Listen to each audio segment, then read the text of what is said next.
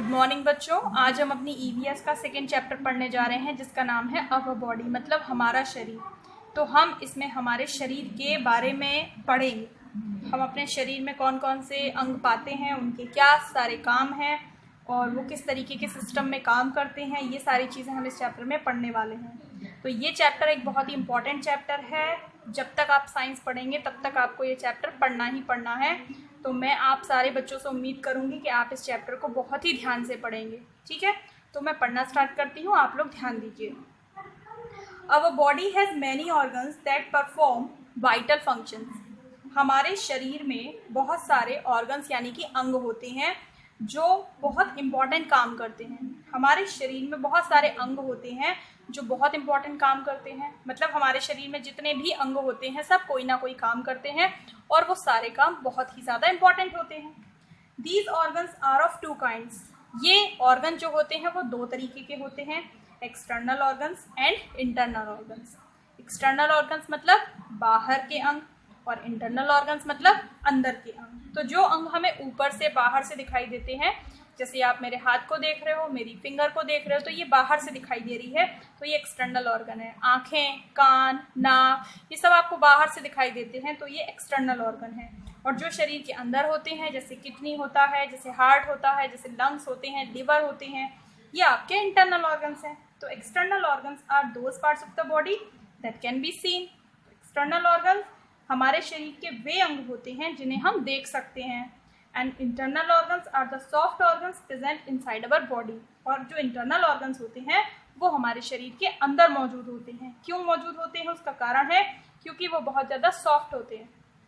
अगर वो बाहर मौजूद होंगे तो उनको रोज रोज चोट लगेगी, नुकसान पहुंचेगा, तो इसलिए उनको बहुत ही अच्छे से सेफ्टी में शरीर के अंदर रखा जाता है, which can not be seen, और इसलिए हम उनको देख नहीं पाते हैं।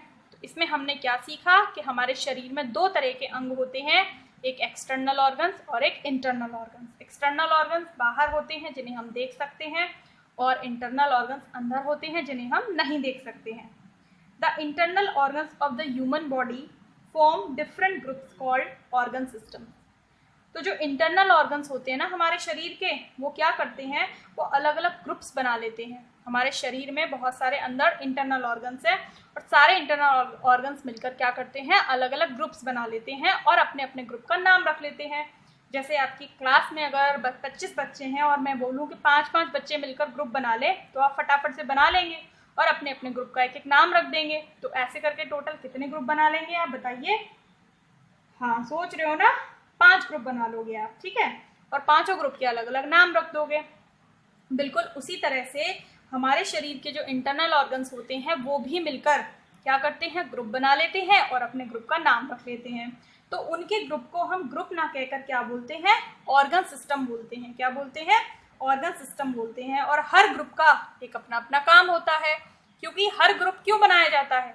हर ग्रुप बनाया जाता है शरीर के कामों को बांटने के लिए। जैसे घर में हमने पिछले चैप्टर में पढ़ा था कि घर में जो घर के सारे काम होते हैं उनको बांटने की जिम्मेदारी घर के हर मेंबर की होनी चाहिए। तो अपना काम बांट लेते हैं, तो जैसे कोई झाड़ू लगाएगा, कोई बर्तन धोएगा, कोई कपड़े धोएगा, है ना। इसी तरीके से शरीर में भी तो बहुत सारे काम होते हैं। कौन कौन से काम होते हैं शरीर में? हम खाना खाते हैं तो खाने को पचाने का, है ना, खाने में जो न्यूट्रिएंट्स निकलते हैं उनको पूरी बॉडी में पहुँचाने का, सांस लेने का और सोचने का, वर्क करने का, ये सारे काम हमारे शरीर में होते हैं। तो इन कामों को ये ग्रुप्स अपने अपने पास बांट लेते हैं, तो to carry out the functions of the body. तो ये बॉडी के फंक्शंस को कंप्लीट करते हैं। कैरी आउट मतलब पूरा करते हैं। तो हमारे शरीर के इंटरनल ऑर्गन्स क्या करते हैं, अलग अलग ग्रुप बना लेते हैं। उन ग्रुप्स को हम ऑर्गन सिस्टम कहते हैं। और ऑर्गन सिस्टम का काम क्या होता है, हमारे शरीर के अलग अलग कामों को पूरा करना।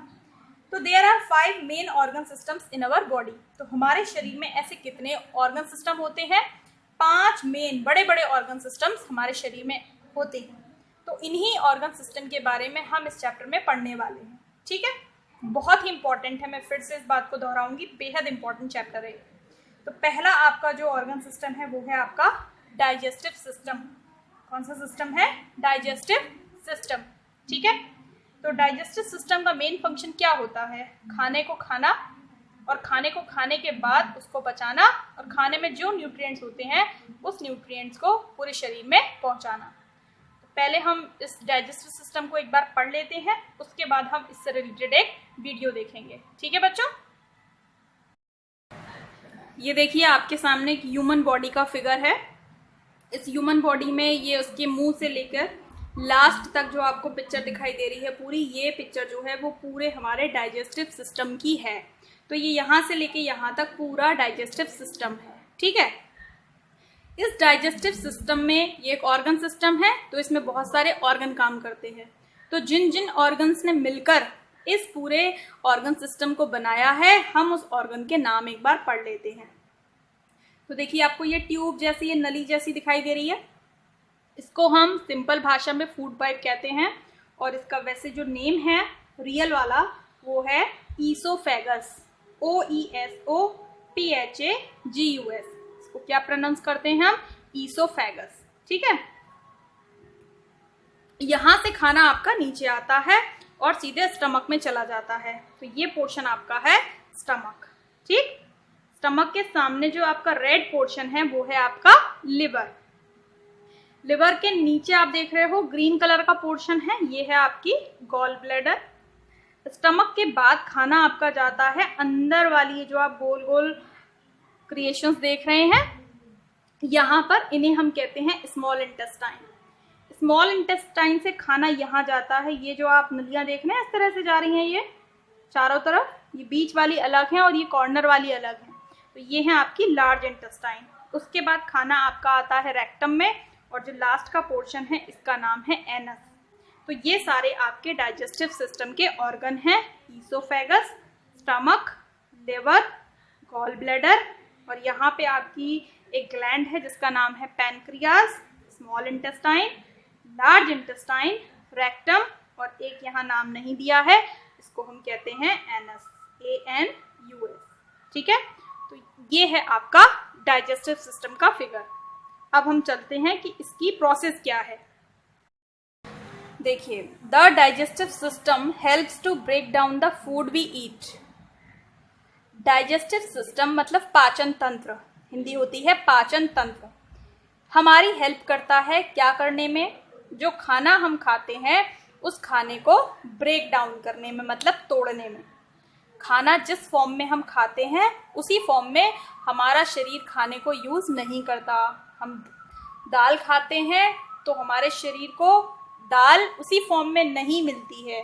हम चावल खाते हैं तो हमारा शरीर चावल को उसी फॉर्म में यूज़ नहीं करता। शरीर को चाहिए होता है इनका जूस, इनका रस। तो शरीर को दाल नहीं चाहिए, चावल नहीं चाहिए, गेहूं नहीं चाहिए, शरीर को चाहिए इनका जूस। तो हम खाते तो पूरा पूरा हैं, लेकिन हमारे शरीर का जो ब्लड एब्जॉर्ब करता है, जो ग्रहण करता है, वो सिर्फ इनका जूस ही ग्रहण करता है, जिन्हें हम न्यूट्रिएंट्स बोलते हैं। तो so that the nutrients are absorb, तो खाना ब्रेक डाउन हो जाता है। अभी हमने बताया था कि ब्रेक डाउन होने का मतलब क्या है, कि इन जो खाना हम खाते हैं उस खाने से जो न्यूट्रिएंट्स हमें मिले वो न्यूट्रिएंट्स हमारे शरीर में एब्जॉर्ब हो जाएं, and the waste is thrown out. और न्यूट्रिएंट को एब्जॉर्ब करने के बाद जो बाकी का बचा गूदा है, वेस्ट है, वो बॉडी से बाहर निकाल दिया जाता है। अब हम रोटी खाते हैं तो रोटी में से अगर हम सारा रोटी का जूस जो है वो हम निचोड़ लेंगे तो क्या बचेगा? वेस्ट बचेगा ना। तो उस वेस्ट को हम बॉडी से बाहर निकाल देते हैं। The process of digestion begins as soon as we put the food into our mouth. अब डाइजेस्ट करने की जो प्रोसेस है वो हमारे शरीर में कहाँ से स्टार्ट हो जाती है? यहीं से स्टार्ट हो जाती है, मुंह से। जैसे ही खाने को हम अंदर रखते हैं अपने मुंह में, मुंह उसको डाइजेस्ट करना स्टार्ट कर देता है। The teeth grind the food, कैसे? जो हमारे दांत होते हैं वो खाने को पीसने लगते हैं, and it is mixed well with saliva. और हमारे मुंह में एक सलाइवा होता है जिसे हम हिंदी में लार कहते हैं। तो दांत जब खाने को पीसते हैं तो वो खाना सलाइवा के साथ मिक्स होने लगता है, लार के साथ मिक्स होने लगता है। A sticky substance present inside the mouth, तो लार के बारे में दिया है। लार क्या होती है? एक चिपचिपा पदार्थ होती है। स्टिकी मतलब चिपचिपा पदार्थ होती है जो हमारे मुंह में मौजूद होती है। तो लार हमारे मुंह में मौजूद एक चिपचिपा पदार्थ है। Have you notice that your food taste sweet after you have chewed it well? क्या आपने ये कभी नोटिस किया है, आपने इस बात पर ध्यान दिया है कि जब भी आप खाना खाते हैं, चाहे आप किसी भी स्वाद का खाना खाएं, मीठा, खट्टा, नमकीन, फीका, कुछ देर तक चबाने के बाद आपको वो मीठा लगने लगता है, उसका टेस्ट जो है वो मीठा मीठा लगने लगता है। हाँ, ऐसा होता है। जब भी हम कोई खाना खाते हैं और जब हम बहुत देर तक उसे अपने मुंह में चबाते रहते हैं तो उसमें हमें मिठास आने लगती है।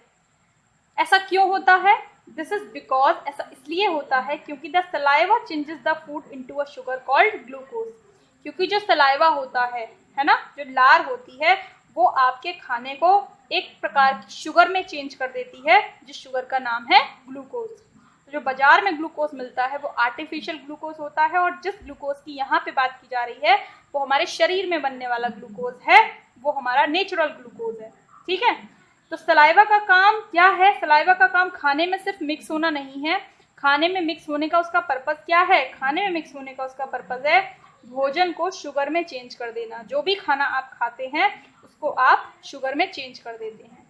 तो सलाइवा खाने में अच्छी तरह से मिक्स हो जाए, इसके लिए ज़रूरी है कि खाना काफ़ी देर तक मुंह में रहना चाहिए। बहुत सारे बच्चे बहुत जल्दी जल्दी खाना खाते हैं, तो इधर वो एक निवाला अपने मुंह में डालते हैं और वो उसको निगल लेते हैं, और उसके बाद पानी भी पी लेते हैं, फिर दूसरा निवाला डालते हैं तो फिर उसको निगल लेते हैं। तो ऐसे बच्चों का खाना अच्छे से डाइजेस्ट नहीं हो पाता है और उनका पेट अक्सर कर खराब रहता है।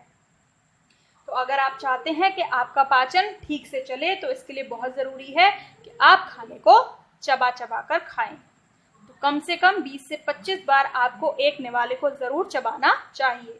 तो आप अपने खाने की प्रोसेस को थोड़ा सा स्लो कर दीजिए, ऑटोमेटिकली आप खाने को चबाना शुरू कर देंगे। ठीक, आप घड़ी देखकर खाइए कि अगर आपकी थाली में 2 रोटियां रखी हुई हैं तो आपको 2 रोटी खाने में कम से कम 10 मिनट का वक्त लगना चाहिए। ठीक है, after the food is chewed, जब आपका खाना आप चबा लेते हैं, इट इज स्वॉलोड, तो वो आप निगल लिया जाता है, and then send to the stomach through the food pipe. जब मुंह में रखे रखे आप खाने को चबा लेते हैं तो खाना आपका अंदर जाना शुरू हो जाता है, मतलब आप खाने को निगल लेते हैं। तो इधर एक पार्ट होता है जिसका नाम होता है फेरिंग्स। तो वो फेरिंग्स क्या करता है? उस खाने को फूड पाइप में भेज देता है। ठीक है, फेरिंग्स का काम होता है खाने को फूड पाइप में भेज देना। एक्चुअल में इधर क्या होता है, इधर 2 टाइप की नलियां होती हैं।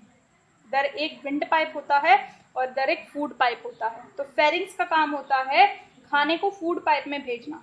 ठीक है, तो अगर आप खाते समय बोलेंगे तो क्या होगा कि जो एयर वाली आपकी ट्यूब है वो भी ओपन होगी, तो खाने का जो निवाला है वो फूड पाइप में जाने के बजाय एयर पाइप में भी जा सकता है, जिसकी वजह से आपको कभी कभी क्या होता है, ठसका लगता है या खांसी आती है। इसीलिए बड़े लोग मना करते हैं कि जब भी आप खाना खाएं, आपको खाना खाते समय बात नहीं करनी चाहिए, ताकि खाना सीधे फूड पाइप में जाए, एयर पाइप में ना जाए। तो जब आप खाने को निगल लेते हैं तो खाना फूड पाइप या ईसोफेगस के जरिए भेज दिया जाता है। कहाँ पर? स्टमक में। In the stomach the food particles are churned well. जब खाना एक बार पेट में आ जाता है, स्टमक में आ जाता है, तो बहुत अच्छे से वहाँ चर्न होता है, मतलब घूमता है। And mixed with gastric juices, और हमारे पेट में पहले से कुछ जूसेस मौजूद रहते हैं जिन्हें हम गैस्ट्रिक जूसेस कहते हैं, उनके साथ वो अच्छे से मिक्स होता है। The walls of the stomach produce an acid that helps in digestion.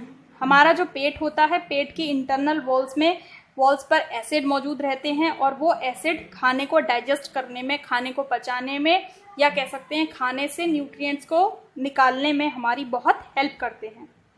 Other internal organs, हमारे शरीर में स्टमक के अलावा और भी बहुत सारे इंटरनल ऑर्गन्स होते हैं, जैसे कि गॉल ब्लैडर है, पैनक्रियाज है, लिवर है। ये सारे ऑर्गन्स भी डाइजेशन में हमारी हेल्प करते हैं।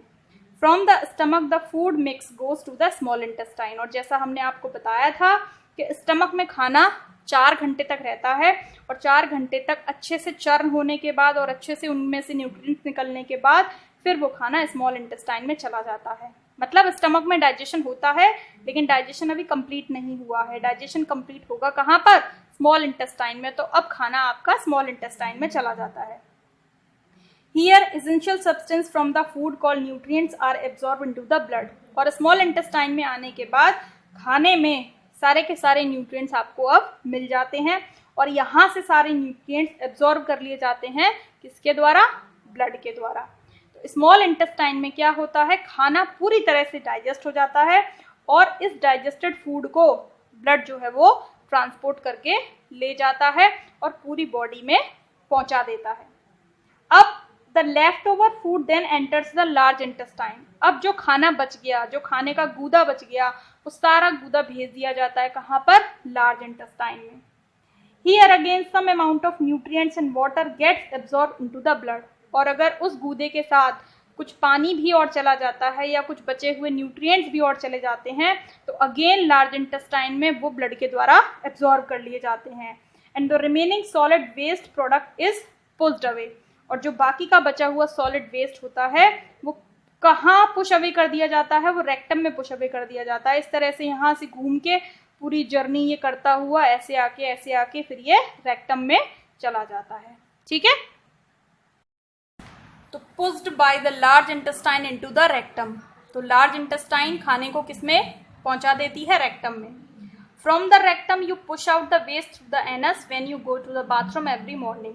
अब रेक्टम से क्या करते हैं आप उस वेस्ट मटेरियल को पुश आउट यानी कि बाहर की ओर धक्का देते हैं और एनस के थ्रू बाहर निकाल देते हैं। कब? जब आप अर्ली मॉर्निंग रोजाना सुबह फ्रेश होने के लिए बाथरूम जाते हैं। तो जब आप बाथरूम जाते हैं तो आपके रेक्टम में जो भी वेस्ट मटेरियल भरा होता है आप उसको बॉडी से बाहर निकाल देते हैं। किसके थ्रू? एनस के थ्रू निकाल देते हैं। तो it is important for us to eat a healthy diet and drink lots of water. हमारे लिए बहुत ज़रूरी है कि हम हेल्दी डाइट लें और बहुत सारा पानी पिएं, क्योंकि जिस तरीके का खाना हम खाएंगे उसी तरीके का जूस, उसी तरीके का रस हमारे शरीर को मिलेगा और उसमें से जो जूस और जो रस मिलेगा, जो न्यूट्रिएंट्स मिलेंगे वो हमारे शरीर में, पूरे शरीर में ट्रांसपोर्ट होंगे और जिसके लिए उसको पानी की बहुत ज़रूरत पड़ती है। तो हमारे शरीर को हेल्दी डाइट भी चाहिए और पानी भी चाहिए ताकि our body absorb maximum nutrients from the food we eat. हमारे खाने में से ज़्यादा न्यूट्रिएंट हमारा शरीर एब्जॉर्ब कर पाए। अगर हम खाना तो अच्छा खाएं और पानी की मात्रा कम कर दें तो हमें बहुत फ़ायदा नहीं मिलेगा, क्योंकि हमारे खाने में सारे न्यूट्रिएंट्स जो हैं वो उसी के साथ बाहर चले जाएंगे, हमारी बॉडी को नहीं मिल पाएंगे। तो अगर हम चाहते हैं कि जो भी खाना हम खा रहे हैं उसमें से मैक्सिमम न्यूट्रिएंट्स हमारा बॉडी रिसीव करे तो उसके लिए ज़रूरी है कि हम उचित मात्रा में पानी भी पिए। और एक बात और कहनी है कि पानी जो है वो हमेशा कैसा फ़ायदा करता है? नॉर्मल टेम्परेचर का पानी फ़ायदा करता है। अभी गर्मियाँ चल रही हैं, आप गर्म पानी नहीं पी सकते हैं। फ्रिज का पानी आपको बिल्कुल नहीं पीना चाहिए।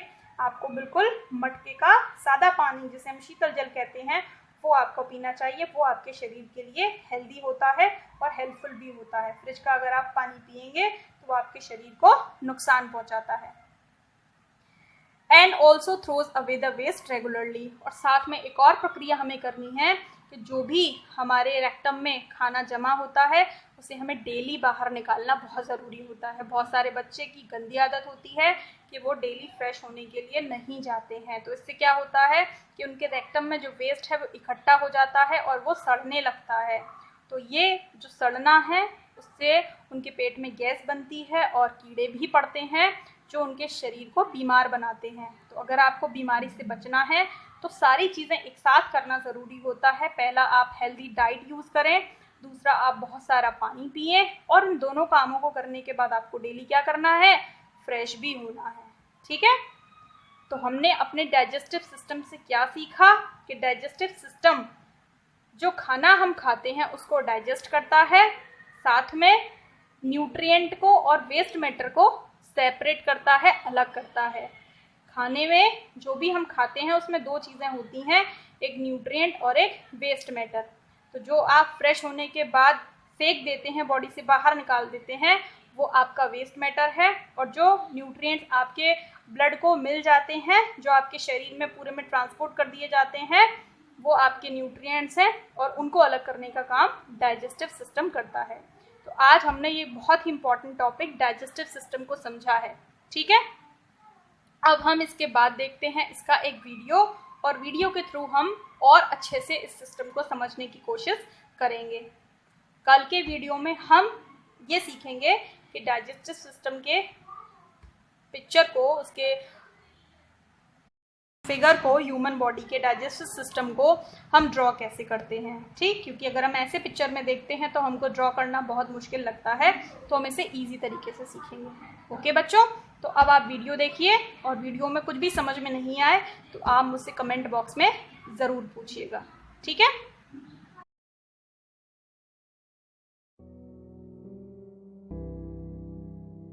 The complex food that we eat needs to be broken down into simple glucose, fatty acid, amino acid, etc. Only then our body can absorb these liquefied nutrients and use them. This process called digestion happens in the digestive tract that starts from mouth or the oral cavity and ends at the anus. In the mouth, the food is chewed by teeth and mixed with saliva and turned into bolus, a slimy ball.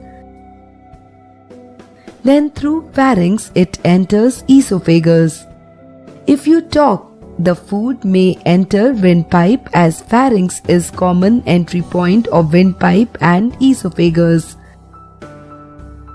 Peristalsis of digestive tract and slimy mucus keep pushing food throughout the digestive tract. Stomach disinfects food and prepares the food for chemical treatment with hydrochloric acid. It also digests protein and little bit of fat.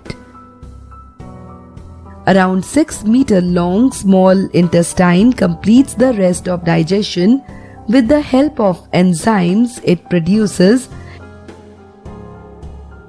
and also the enzymes from the pancreas and bile juice from the liver. Large intestine also absorbs the nutrients. So around 1.5 meter long large intestine basically absorbs water out of undigested food. Liver that produces bile for fat digestion, gallbladder that stores bile, and pancreas which produces many enzymes for digestions are not the part of digestive tract, as the food doesn't pass through them. As digestion is a chemical process, absence or lack or even excess of any chemical involved in it may cause some problem. So, eat healthy and drink adequate amount of water to keep the digestive system healthy.